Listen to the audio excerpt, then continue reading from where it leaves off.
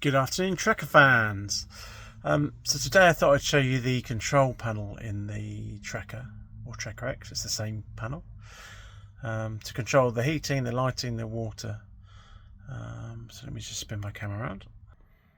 So here we are. So this is as it is when you come into the van. It's turned off. It's all touch screen, so we just touch it to wake it up.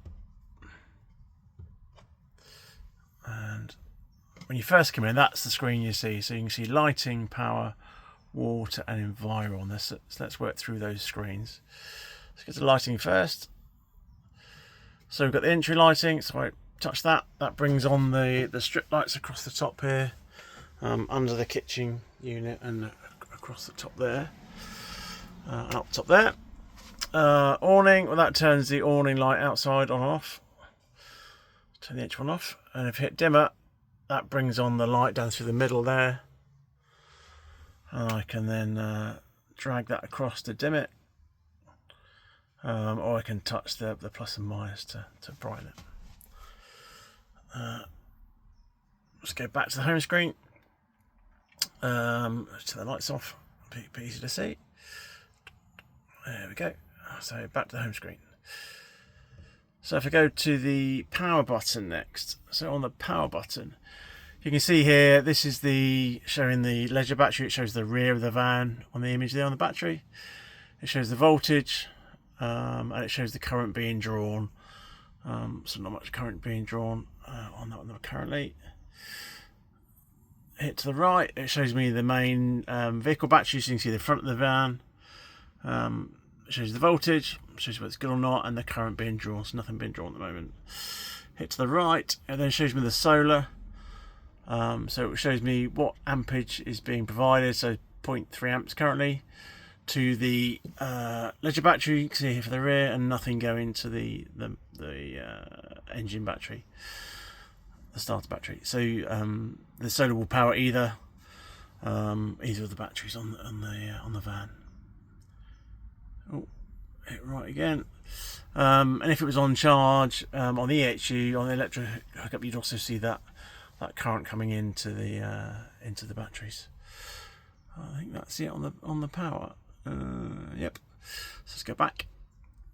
Let's go Enviro next. So on the environment, so that gives you your internal temperature, internal humidity, and your external temperature. So you can see today it's much colder or cooler outside than it is inside. Let's go back to right now. Let's go back to the main page and go to water. So on the water tab, you can see here we've got F for fresh water. We've got 25% fresh water in the van currently. To turn on the water pump, you hit the pump, and that then turns on the water pump. When you turn off the control panel, it turns off everything apart from the fridge. So the fridge stays on. The fridge stays on no matter what.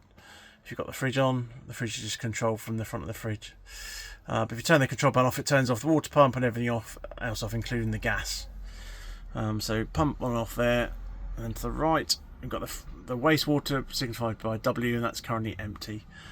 I've got a separate video showing where the switches are above the kitchen unit for the valves to drain the fresh water and the wastewater. You'll notice on here there's no heater symbol. Well, first of all, the heating for the water is controlled by the unit in the back of the van under the bed, and there's a separate video for that. But there is a frost protection heater for the water tanks that are situated under the van, and you should have a little heater symbol here. And I've turned mine off on purpose because mine was enabled, but some of you, I think owners, haven't got that enabled. So someone else has shown us how to do that. So let me go here. So there's a little cog symbol here for settings. If I press and hold that, and I've only learnt this in the last 24 hours, it brings up advanced setup. And there are various settings here you can play with, particularly if you want to change your battery, for example. There are different battery types. But if I just flick through here to the category to water. So it shows here both tanks are fitted, so there's a wastewater and freshwater. If I then go to the right, it says tank heaters not fitted. So the tank heaters are fitted. So if I just go to the right and hit fitted and hit the tick, and then go back to water, you can now see there's a heater symbol. If I hit that, that then lights up, and that will then heat the tanks with a low voltage heater that will protect them in terms of frost. So if the temperature gets down to, I think it's something like 4 degrees, it will then provide some trace heating to the freshwater and wastewater tank, just to stop them freezing. But that will draw some current from the battery, so just be careful using that, I guess. So we'll turn that back off. In behind here, if you press that settings once, there are some different settings. So whether the key beep is on or off, I've got it turned off because it was getting on my nerves. How bright the LCD is on the screen, backlight timings, water alarm. So when the water gets down to 50% and 25%, it alarms. Other bits and bobs to play around with. So I think that's, and also you can see you can scroll through this, so you don't have to go back to the main menu all the time. You can just scroll through and pick up the different bits and bobs. One really good feature on here is there's the help screens are really helpful.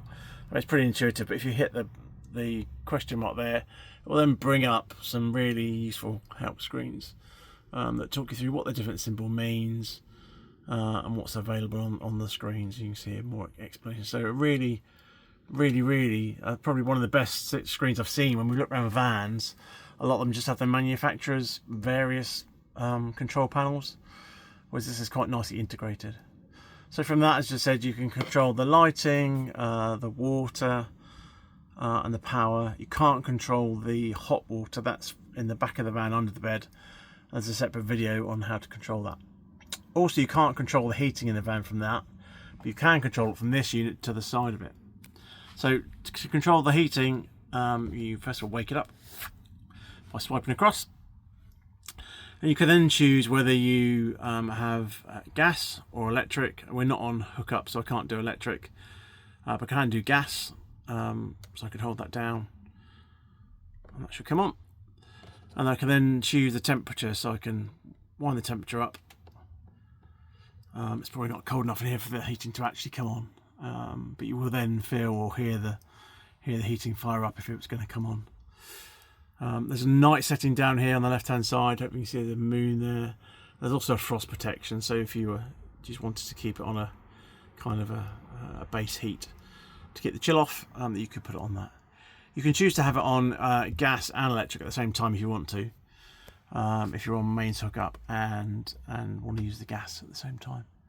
We've yet to really use that in anger. We're away this weekend, and I suspect, despite it being September, it's quite chilly. So I suspect we'll have it on at least in the evening when we're out. So we'll give it a good try and report back any issues. One last thing on the control panel. If you've got the control panel on and you start the engine, you'll get a little warning to say the control panel's on, and the control panel will then go off. All the lights will go off, the water goes off, the gas goes off, and if you've got the step out, the electric folding step, that will also wind itself back in before you drive off. So that's quite a handy little kind of feature that it turns itself off for you. So you can't drive off with your water and your gas on, for example. It times out as well, as you saw there. So hopefully that was useful. Any questions, pop them in the chat as usual. Sorry, in the comments on YouTube, and I'll respond. Hopefully that was useful. Bye for now, Trekker fans.